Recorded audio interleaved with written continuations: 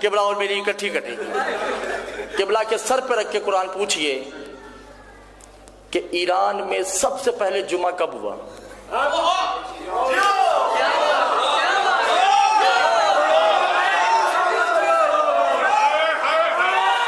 लका बुखारी शाह जी, ईरान में सबसे पहले जुमा 1970 में हुआ।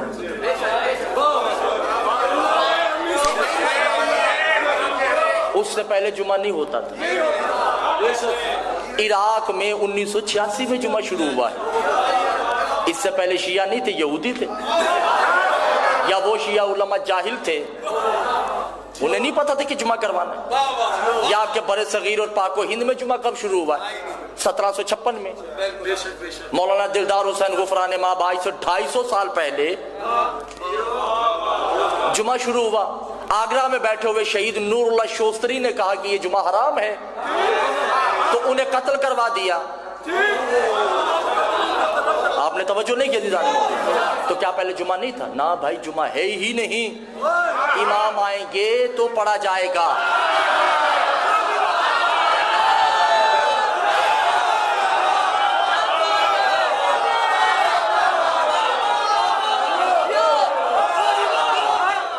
और ये मेरी नहीं, आप उठाइए सहीफे कामला भी लाइए। सरकार अभी भी वाजिब आईनी की सूरत में पढ़ा जा रहा है, वाजिब तखय्युरी की सूरत में पढ़ा जा रहा है, तब भी गलत है। वाजिब तखय्युरी भी हराम है। तखय्युर किसे कहते हैं? दो वाजिबात में से एक को अख्तियार देना, ऐसे ही है ना। यानी कि जोहर पढ़ लो या जुमा पढ़ लो, दोनों में से एक को वाजिब कुल्ली, एक को वाजिब तखय्युर से पढ़ा जाएगा। ये अख्तियार किसको है सिवाय मासूम के?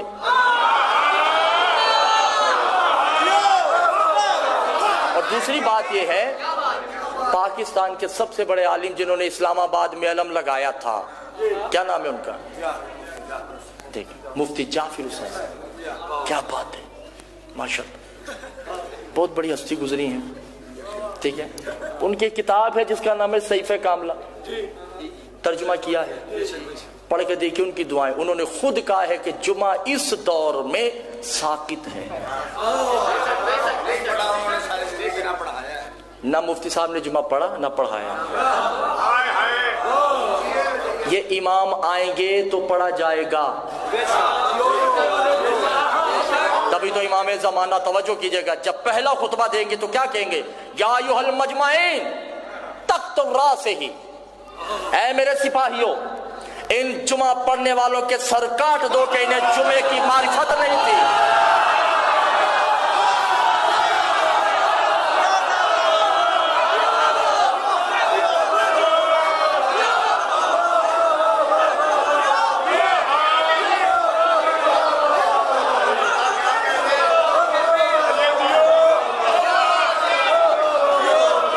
जुमा नाम है मासूम का,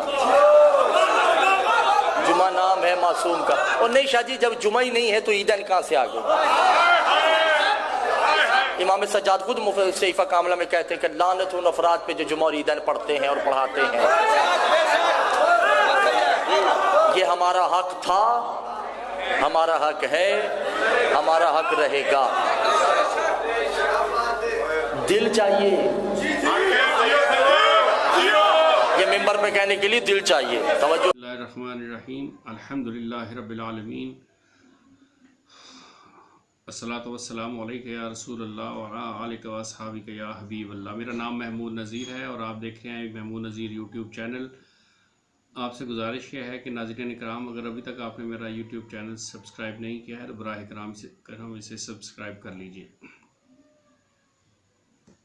चंद नई गुजारिशात आपकी खिदमत में पेश करनी हैं, और ये मेरी गुजारिशात बिलखुसूस उलमा कराम से हैं, और इसके साथ साथ जो पीर हजरात हैं उनसे हैं, जो रूहानी पेशवा और रहनुमा हैं पाकिस्तान में भी और पूरी दुनिया में जहाँ कहीं पे भी हैं।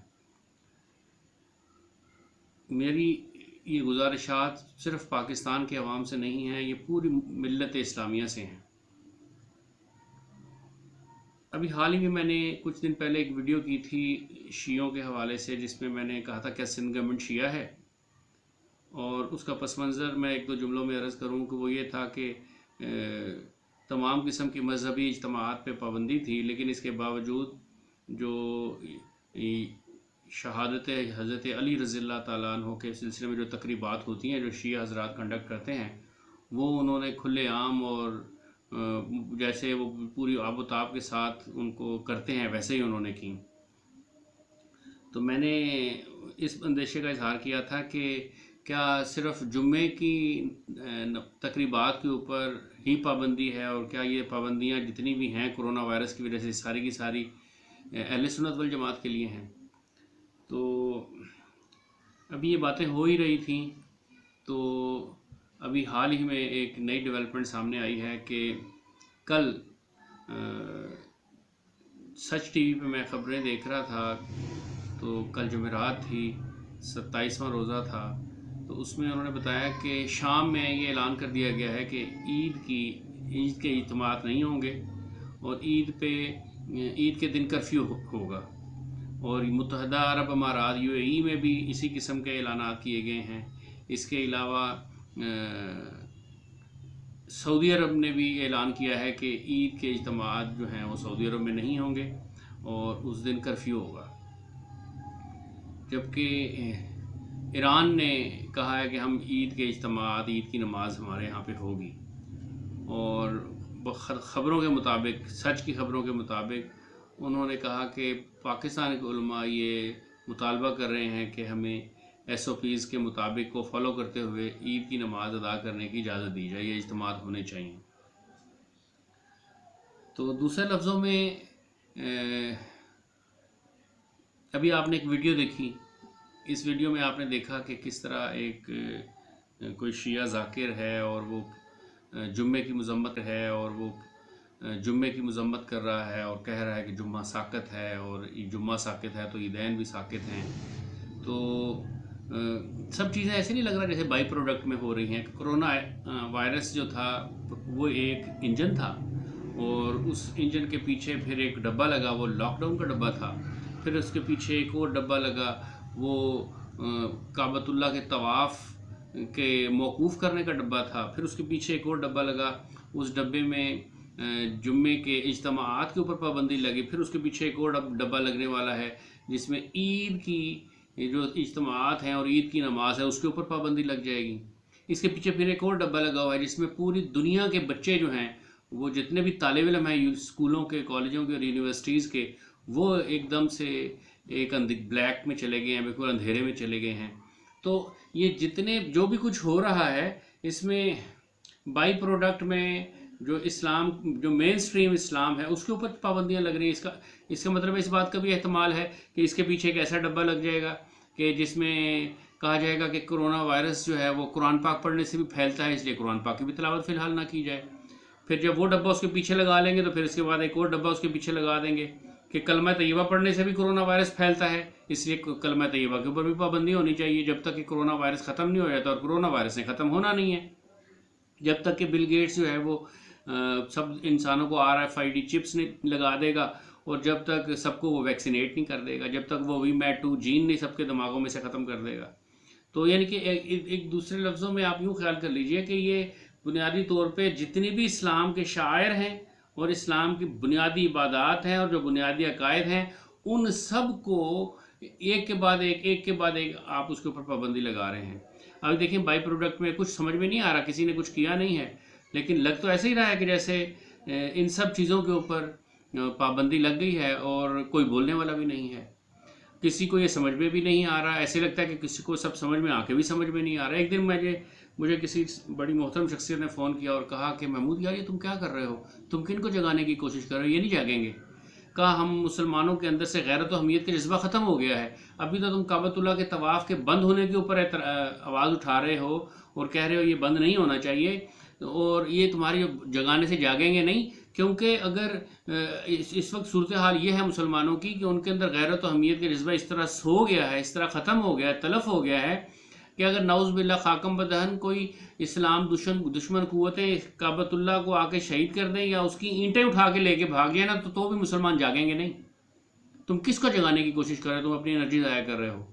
उनकी मोहब्बत, खलूस और तज्ज़िया अपनी जगह, लेकिन मेरा अंदर से ज़मीर इस बात को नहीं मानता है कि मैं सवाल ना उठाऊँ। तो गैरत व हमीयत का जज्बा मैं तो पैदा नहीं कर सकता, ये तो उलमा का काम है, ये तो पीरान कबार का काम है। ऐसे दुनिया भर में एक दो नहीं हज़ारों खानकाहें हैं, आस्थानें हैं पूरी दुनिया में। एक एक पीर के 10-10 लाख 20-20 लाख मामूली सी बात है, मुरीदैन है 40-50 लाख से भी ज़्यादा मुरीदैन है एक एक खानवादे, एक एक आस्थाने की। तो ज़िम्मेदारी तो ये उनकी बनती है, ज़िम्मेदारी तो ये जामिया अल अज़हर की बनती है, ज़िम्मेदारी तो ये जामिया निज़ामिया की बनती है, ज़िम्मेदारी तो ये पूरी दुनिया के उलमा कराम की बनती है कि वो इस बात के ऊपर आवाज़ उठाएं कि आप जुम्मे को जो है ना वो मौकूफ़ नहीं कर सकते और ईदैन की नमाज़ों को मौकूफ़ नहीं कर सकते। ये उस तरह की सूरत हाल से तो ऐसे लगता है कि आइंदा जब ईद उल अज़हा आएगी तो ईद उल अज़हा पे कुर्बानी करने के ऊपर भी कहेंगे इससे कोरोना वायरस फैलेगा, इसलिए इस दफ़ा कुर्बानी भी ना की जाए। तो लॉकडाउन जहाँ मुल्कों को गरीब से गरीब तर कर रहा है, उसके साथ साथ सबको ग़ुलाम भी बना रहा है और सबसे उनका मज़हब और उनका ईमान भी छीन रहा है। और ये लॉकडाउन वाले कोरोना वायरस वाला है जो इंजन लगा हुआ है, इसके पीछे रेलगाड़ी में डब्बे लगे हुए हैं, इसमें सबका दीन मज़हब जो है यहाँ से एक्सपोर्ट होना शुरू हो जाएगा या हो रहा है बल्कि। तो ऐसा कौन सा मरहला बाकी रह गया है कि जिसके ऊपर आके फिर ही बंदे हमें गैरत जागेगी, और वो मरहला क्या है वो या फिर हमें बता दिया जाए। तो मैं ये जो जाकिर है इसने जो तकरीर की है जिसमें ईदैन पे और जुम्मा की नमाज के ऊपर सख्त तनकीद की है, इसके ऊपर उलमा कराम ने जवाब देना है, इसका दिफा भी उन्होंने करना है और इस्लाम का जो सही मौक़िफ़ है वो भी उन्होंने बताना है, और फिर इस्लाम की इज़्ज़त और गैरत और हमीयत का जज्बा भी उन्होंने ही जगाना है।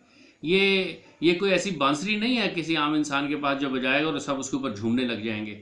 ये काम उलमा कराम का काम है, गैरत व हमीयत का जज्बा पैदा करना और जगाना, सोए हुए जज्बे को दोबारा बेदार करना। ये औलिया अल्लाह का और सूफिया कराम का काम है कि वो सामने आएँ और इसके ऊपर बात करें, क्योंकि मुझे ऐसे नहीं लगता कि हमारी जुडिशरी के लिए ये कोई ऐसा मसला है जिसके ऊपर इंसाफ फराहम किया जाए आवाम को। मुझे ये भी नहीं लगता कि हमारी पॉलिटिकल पार्टीज़ के मंशूर में कहीं पे ये शामिल है कि हमारे ईमान का तहफ़्फ़ुज़ और गैरत व हमीयत का जज्बा किस तरह से इसको कैसे ज़िंदा रखा जा सकता है मिल्लत इस्लामिया में।